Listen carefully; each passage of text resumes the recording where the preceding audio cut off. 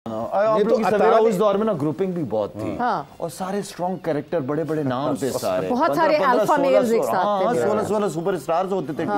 हर कोई सुपरस्टार था, जैद भाई, आमिर सेल, सईद अनवर, एजाज अहमद, वसीम अकरम, वकास, तो कोई किसी वो प्लेयर एक दूसरे को, लेकिन फिर जब खेलते थे, लेकिन ग्राउंड में जब ग्राउंड में तो सारे फिर परफॉर्म करने की कोशिश। बट वैसे मुशी भाई उस वक्त फिर टीम मैनेजर्स के लिए कितना मुश्किल होता होगा टू हैंडल द टीम, मतलब इतने ईगो के बुर्ज खड़े हुए थे साथ। एक्चुअली ये शायद ने जो बात की ना, परफॉर्मेंस पे कंप्रोमाइज नहीं करते थे, इसलिए फिर मैनेजर के पास कोई एविडेंस नहीं रहता था कि अब उनको निकाला जाए, क्योंकि ग्राउंड के अंदर उतरते ही ना कोई भी बंदा अब हाथ नहीं खींचता था, ये नहीं कहता था कि मैंने परफॉर्मेंस नहीं करनी।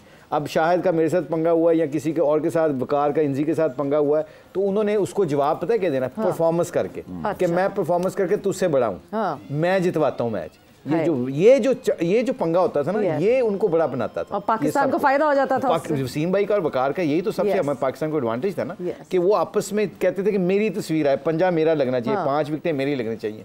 वो कई इंजरी, हल्की उल्की इंजरी तो बर्दाश्त, उसको टेबल के ऊपर, फिजियो के ऊपर जाते ही नहीं थे, बैट के ऊपर। So I think that was the scene, क्योंकि अपनी ईगो जो थी ना, वो पाकिस्तान को बड़ा फायदा दे रही थी उस वक्त की, परफॉर्मेंस पे बहुत डिपेंड करते थे। वो ये समझते थे कि कोई किसी का साथी नहीं। और बड़ा एक और अच्छी बात बताऊं उस ग्रुप की, वो हर बंदे को, हर दोस्त को ये कह देते थे कि यू नॉट बॉलिंग वेल, ये नहीं कहते, स्ट्रेट फॉरवर्ड मीटिंग्स में एक दूसरे का नाम ले लेते थे, मतलब ऐसी बात कर देते थे कि मुशी तूने अच्छी बॉलिंग नहीं की इसलिए हम हार गए। अब इसको गुस्सा चढ़ता था, और गुस्से को निकालने का हल क्या था कि अगले मैच में प्रूव करके दिखा दे। ये बहुत भाई एक बात ये भी होती थी कि सीनियर आपको फिर सपोर्ट भी करते थे, यार मसला ये चल नेट तेनों लेके जाने, मसला क्या है, बिल्कुल सही। वो साथ नेट में फिर प्रैक्टिस भी करवाते थे कि मुशी भाई जब बैट्समैन थे तो वो बैट्समैन को भी हेल्प करते थे, यानी कि एक अच्छा माहौल होता था। प्रोफेशनल जेलसी तो अलग होती थी, हमारे यहाँ अब ये होता है क्रिटिसिज्म, सपोर्ट सिस्टम भी होता था, एक स्ट्रॉन्ग सपोर्ट सिस्टम होता था। क्रिटिसिज्म पे बात मैं करना चाह रहा हूँ, क्रिटिसिज्म करना बड़ी अच्छी बात है, लेकिन अच्छे तरीके से किया जाए, कि ये नहीं कि प्लेयर को बिल्कुल ख़त्म कर दिया जाए। हम वो मुझे याद आया कि क्रिटिसिज्म पे को पॉजिटिव वे में बंदा ले ना, तो आपकी परफॉर्मेंस अच्छी ऊपर चली जाती है। अगर आप क्रिटिसिज्म को कहेंगे जी उसने आपको कहा कि आप अच्छे नहीं हैं, तो इसका मतलब अगर मैंने समझ लिया कि मैं अच्छा नहीं हूँ ना, तो मैंने अगर ले लिया अपने दिमाग में, तो मैं बिल्कुल जा पड़ा। इसी वजह से अल्लामा इकबाल ने फरमाया था, तंदिए बादे मुखालिफ से ना घबरा उकाब, ये तो चलती हैं तुझे ऊंचा उड़ाने के लिए। बिल्कुल ठीक है, जो क्रिटिसिज्म है ना, उसको अगर पॉजिटिव वे में आप ले जाएंगे ना, फायदा है, बिल्कुल फायदा है। बट हम जिस तरह ये राइवलरीज की बात कर रहे हैं, लाला कल के मैच में भी एक राइवलरी थी जिसके बारे में बहुत सारे लोगों ने बात की, which was Imad Wasim and Babar Azam. Because जब से कराची किंग्स का वो सिनेरियो हुआ था, इमाद वसीम एंड बाबर आजम का, बाबर को कैप्टनसी से हटाया गया था, वहाँ इमाद वापस आ गए थे, एंड देन व्हाट नॉट, बहुत सारी चीज़ें जो पाकिस्तान टीम के हवाले से हुई। सो कल was it a personal affair for Imad Wasim? कल जो हो रहा था वो अच्छा नहीं हो रहा था, इससे पहले भी अच्छा नहीं हो रहा था। क्राउड की तरफ से आते, उससे पहले आमिर के साथ हुआ, बाबर के साथ भी क्राउड ने किया, जिम्बाब्वे इस तरह की कुछ चीज़ें होती है। तो आई मीन ये सारी चीज़ें जो है ना, ये मज़ा नहीं आता, क्योंकि बाबर एक बहुत बड़ा नाम है। अगर क्राउड में इस तरह की आवाज़ आती है, या मोहम्मद आमिर के बारे में कोई ऐसी आवाज़ आती है, इमाद वसीम, ये मज़ा नहीं, पर्सनली मुझे अच्छा नहीं लगता इस सारी चीज़ें होने। लेकिन जिस तरह इमाद वसीम को मैं देख रहा था कि वहाँ से आवाज़ आ रही थी, तो उसने कोई माइंड नहीं किया, उसने कोई रिएक्शन देता तो क्या पता ये आगे कितने अरसे तक उसकी चिढ़ बन जाती, लेकिन उसने बैक किया, उसने तालियां बजाई, सपोर्ट किया, ठीक है ना। तो सीनियर भी है, काफ़ी अरसे से उसको चीज़ें हैंडल करना आती हैं। अगर बाबर के नाम से उसको तंग किया भी जाता है तो उसके लिए भी बड़ी बात है। बाबर भी माशाल्लाह बड़ा नाम है, और ये खेले में क्रिकेट साथ में, आपस में इनकी छोटी मोटी चीज़ें चलती रहती हैं।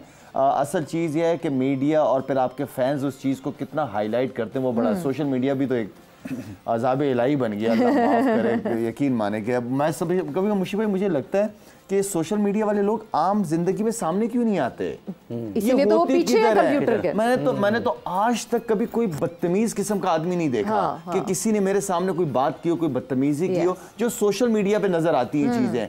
वो मैं ढूंढता हूँ कि बंदा सामने कब आएगा, मेरे मुंह पे कोई बात करने वाला बंदा हो। सोशल मीडिया पे नजर आते तो खैर वो एक अलग दुनिया है, वो एक अलग दुनिया, उस दुनिया को बस ऊपर से देखा, एंजॉय किया और रख दिया, वो दुनिया खत्म हो गई।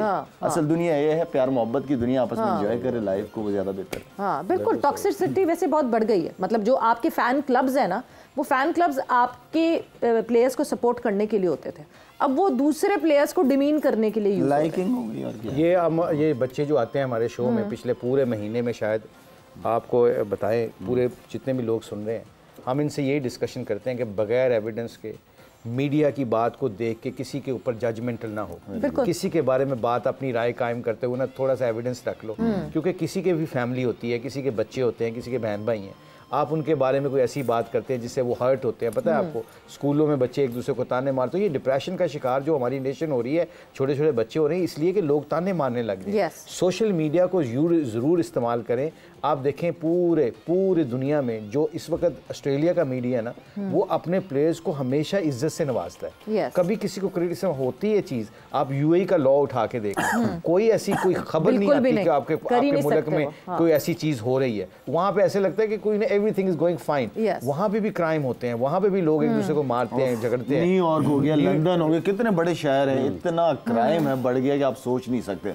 कितनी न्यूज़ें आती होंगी, कोई भी नहीं, कोई ब्रेकिंग कर करके। हमारा तो कुत्ता या गधा गटर में गिर जाता है तो ब्रेकिंग न्यूज़ 3-4 घंटे की। सही बात है। ये हमें बीइंग ए नेशन पता क्या करना चाहिए, बीइंग ए नेशन हमें करना चाहिए कि अगर दुनिया में बहुत ज़्यादा इज्जत कमाना चाहते हो, लोगों की इज्जत करो, लोगों के ऐबों के ऊपर पर्दे डालो। सेल्फ सेंसरशिप एब्सोल्युटली हमें बहुत ज़रूरत है इस वक्त बीइंग ए नेशन। बिल्कुल, एक सेल्फ सेंसरशिप की बहुत ज़्यादा ज़रूरत है, क्योंकि एज ए नेशन अगर हमने आगे बढ़ना है तो ये सबसे ज़्यादा ज़रूरी होगा। वक्त एक ब्रेक का हुआ है, ब्रेक पर जा रहे हैं, ब्रेक से वापस आते हैं तो डिस्कशन को यहीं से आगे बढ़ाएं।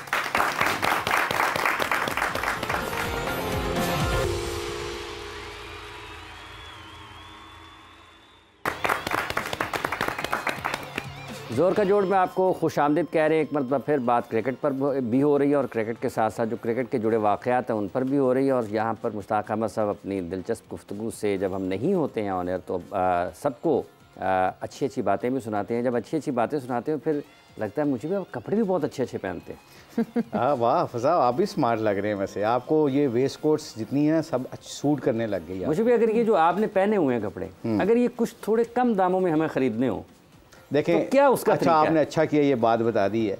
कराची एक्सपो सेंटर में 21, 22, 23 को बचत स्कीम के ऊपर, बचत स्कीम जो एक्सपो में हो जा रही है, बचत एक्सपो लग रही है उसकी। बिल्कुल, वहाँ पे वो 21, 22, 23 को जो ये ब्रांड हमने पहना हुआ है शाहिद का, और जितने भी शाहिद के फ़ैन हैं जो उसके कपड़ों को पसंद करते हैं, उनके लिए बड़ी ईद के मौके के ऊपर भी बड़ी एक बचत आने वाली है, जो आप बचत के ऊपर अपने अच्छे कपड़े, अच्छे मटेरियल के कपड़े ख़रीद सकते हैं। और ये ऑनेस्टली स्पीकिंग, ये मैं बिल्कुल कोई ऐसी बात नहीं बना रहा, ये मैं बिल्कुल सही कह रहा हूँ। जब से ये मैंने कपड़े पहनने शुरू किए हैं, आई फील वेरी कंफर्टेबल, बहुत अच्छा मटेरियल है।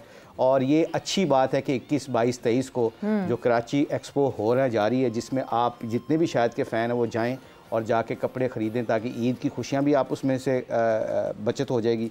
उसमें पता है सबसे इम्पोर्टेंट क्या है, बचत इसलिए कह रहा हूँ कि अच्छे मटेरियल के कपड़े अच्छे दामों पे आपको मिल रहे हैं। आप जाके you can just feel it कि आपको पता चलेगा। एब्सोल्युटली, कम खर्च बाला नशीं। ये पता है क्यों? इसलिए कि ये आपको ना अवेयरनेस पाकिस्तान में होनी चाहिए कि अच्छे कपड़े पहनने से आपको कंफर्ट जोन में चले जाते हैं। मैं कपड़ों का इतना शौकीन नहीं था, let me tell you one thing, ये कपड़े पहनने से I feel some very comfortable कि अच्छा मटेरियल हो, आपको पहनना अच्छा लगता है। और सबसे बड़ी दाम जो कि उनके प्राइस हैं वो बड़े जेन्युइन हैं, जिसके ऊपर सबको मौका मिल सकता है ख़रीदने का।